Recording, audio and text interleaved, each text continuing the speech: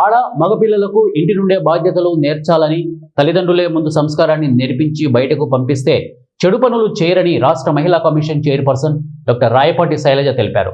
ఆడ మగ వివక్ష లేకుండా ఇద్దరిని సమానంగా చూడాలని, ప్రస్తుతం పరిస్థితుల్లో ఇద్దరికీ స్వీయ రక్షణ అవసరం ఉందని అన్నారు.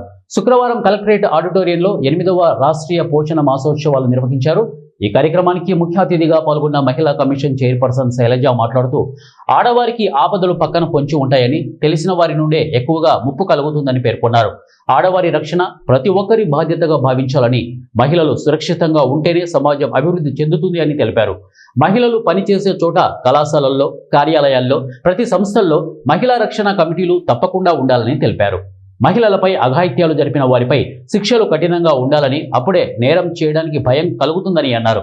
ప్రభుత్వంపై నమ్మకం ఉంది కనుకనే అనేక మంది బయటకు వచ్చి కేసులు పెడుతున్నారని, మహిళల రక్షణకు, ఆరోగ్యానికి, అభివృద్ధికి కేంద్ర రాష్ట్ర ప్రభుత్వాలు కట్టుబడి ఉన్నాయని అన్నారు. సోషల్ మీడియా వలన మహిళలకు ఎక్కువ ప్రమాదాలు జరుగుతున్నాయని, అపరిచితులలో జాగ్రత్తగా ఉండాలని పేర్కొన్నారు. రక్షణ కల్పించాలి అనే ఉద్దేశంతో ఇలాంటి అవేర్నెస్ సెషన్స్ ప్రతి జిల్లాలో చేస్తాము. దీంట్లో భాగంగా మహిళలకి రక్షణతో పాటు వాళ్ళ ఆరోగ్యం కూడా, ఏదైతే బాలింతలు ఉంటారో కానివ్వండి, లేకపోతే ప్రెగ్నెంట్ లేడీస్ ఉంటారో వీళ్ళకి ఈ పోషణ్ మా ఈ నెల సెప్టెంబర్ 17 నుంచి మొదలైంది. ఆ పోషణ్ మాలో భాగంగా కూడా ఈ రోజు ఇక్కడ ఏదైతే ప్రోగ్రామ్ జరిగిందో దాంట్లో ముఖ్యంగా, ఎందుకంటే కొన్ని చోట్ల రక్తహీనత వల్ల కానివ్వండి, పుట్టే పిల్లల్లో కూడా సమస్యలు రావటం, కొన్ని జిల్లాల్లో ఇన్ఫెంట్ మార్టాలిటీ అనేది ఉంది.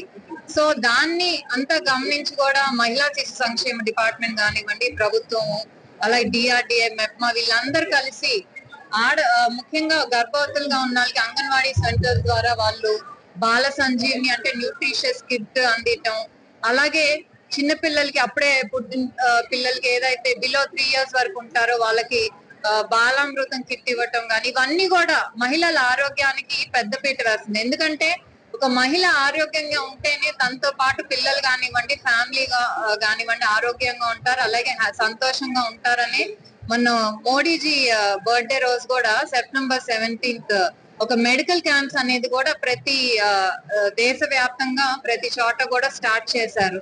ఎందుకంటే అటు కేంద్ర ప్రభుత్వం కానివ్వండి, ఇటు రాష్ట్ర ప్రభుత్వం కానివ్వండి మహిళలకి పెద్ద పీట వేస్తూ వాళ్ళు వ్యాపారవేత్తలుగా ఎదగటానికి ఏమేమి స్కీమ్స్ చేయాలనేది, అలాగే వాళ్ళ ఆరోగ్యంగా ఉండటానికి ఏమేం చేయగలం అనేవి ఇవన్నీ కూడా చాలా పెద్ద ఎత్తులో తీసుకొస్తున్నాయి. దీంతో పాటు ఇవన్నీ చేస్తున్నాం సరే, కానీ ఆ మహిళ బయటకు వచ్చి పనిచేయాలంటే ఎలాంటి వాతావరణం క్రియేట్ చేయాలనే బాధ్యత కూడా మనందరి మీద ఉంది. ఎందుకంటే ఒక మహిళ లైంగిక వేధింపులు